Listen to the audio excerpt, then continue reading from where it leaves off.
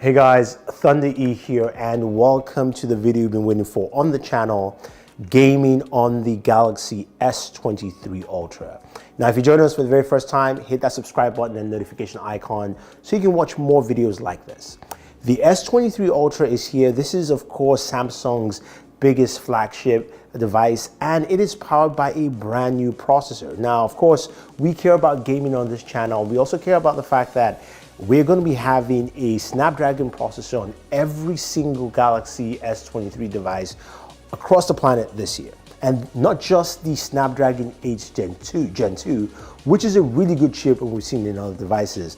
This is the Snapdragon 8 Gen 2 for Galaxy. So specially tuned for Galaxy devices for better performance, better gaming, and that's what we're here to check out with that faster clock speed and all that, all that fun stuff in there. So before we even get into that, let's look at the hardware. We've got a 6.8-inch device with a lovely display. I just took it out of my backbone case.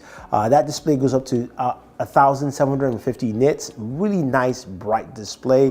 Now, the side panels of the device is more of a flat trim instead of that more curved feel, which I think is really important when you're gaming. And you might think, why does that care? Well, because it feels more comfortable in the hands, less of that curve. So I definitely like that. Now, you're getting 256 gigabytes of storage, so you can put a lot of your games in there. And of course, you start with 8 gigabytes of RAM, which is enough, but you can go up to 12 on this bad boy. 5,000 milliamp battery. And let's look at the very first thing, which is most important for all of us here, which is, of course, benchmarks, because this has that brand new Snapdragon 8 Gen 2 for Galaxy. And the benchmark scores here from Geekbench for the CPU single score, it is 1,527, while the multi-core is 4,835. That's one of the higher single cores I've seen for a Snapdragon device. Multi-core not as high, maybe it's because, of course, the way the chipset is set up with this specialized version here, but still some really impressive scores.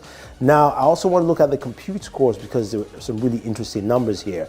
Vulkan, I got 10,348, so it's actually pretty solid overall. Now, you're thinking, look, okay, Thunder E, it's got some really great benchmarks. What about the games? As you know, we start off with our very first game, which is Call of Duty Mobile. And the reason we play Call of Duty Mobile is because it runs really well on a lot of devices, and it runs well here on the Galaxy S23 Ultra. We're getting 89 frames per second, playing at the highest frame rate settings on the game. Runs really smooth, no issues. And also in terms of temperatures, it actually stays pretty nice and cool. So very solid there. Then we move over to Apex Legends.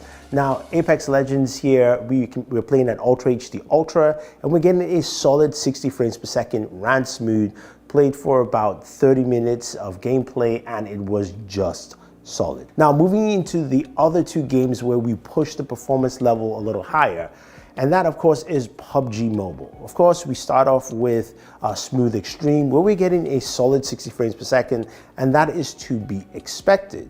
And then we move over to Ultra HD Ultra, where, again, we're getting that solid 40 frames per second, which is standard, and you're thinking, okay, is it still the same thing? So I decided to try Ultra HD Extreme, which I've done on my Galaxy S22 Ultra before, and I was not getting really good frame rates, around 35, maybe getting close to 40.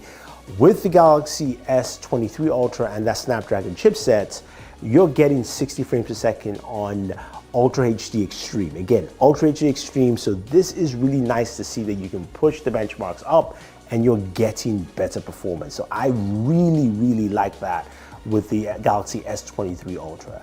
Now let's move over to the big bad boy, Genshin Impact. As you know, Genshin is that game that, look, it tasks a lot of system, and we've seen the Snapdragon 8 Gen 2 really perform well. So how does the Snapdragon 8 Gen 2 for Galaxy perform in this situation? So we played for 30 minutes and it ran really well, very smooth, no slowdown whatsoever.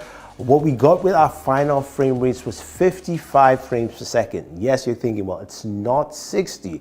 That is very true. There are other devices that have done 60, which we've actually covered on this channel, but it did 55, and I think maybe just because one of the clocks is higher, I'm not exactly sure. And again, this is also my first test, so we'll definitely check out more, but I will tell you that it didn't feel like it dipped at any point in time, and it only dropped down to 55 frames per second after roughly 25 minutes. So 25-minute mark, it started going down slowly.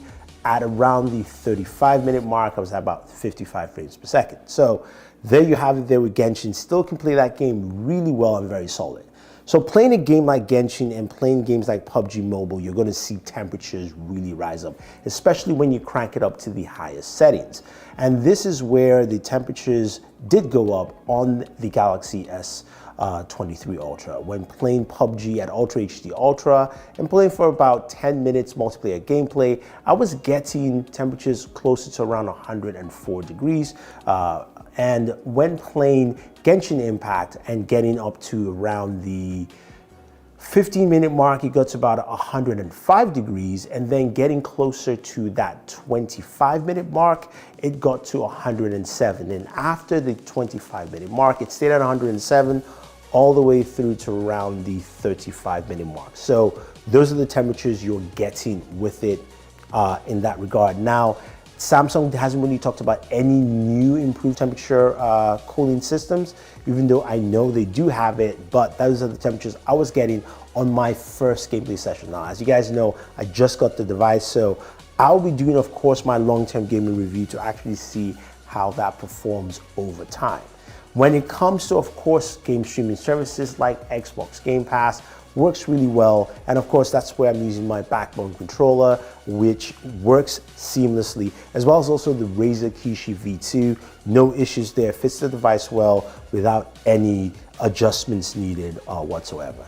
Now, some of you are going to be asking me, Thunder E, what about battery life? Well, this is something that I can't give you a full reading because I've only had the device at this point for roughly a day and a half. When this video posts, is pretty much 2 days. So you're not gonna be getting a good battery life judgment, but I can tell you for roughly around an hour of gameplay, I was getting about 15% battery loss. So that actually is pretty good in terms of gameplay session. Now, this is a mixture, of course, lighter games like Call of Duty Mobile and Apex, some PUBG Mobile, and then of course, some Genshin Impact. So far, battery has been good. So what does that mean for the Galaxy S23 Ultra as a gaming device? First of all, before I even round that up, just listen to the audio of gameplay for a second. First point for the red team!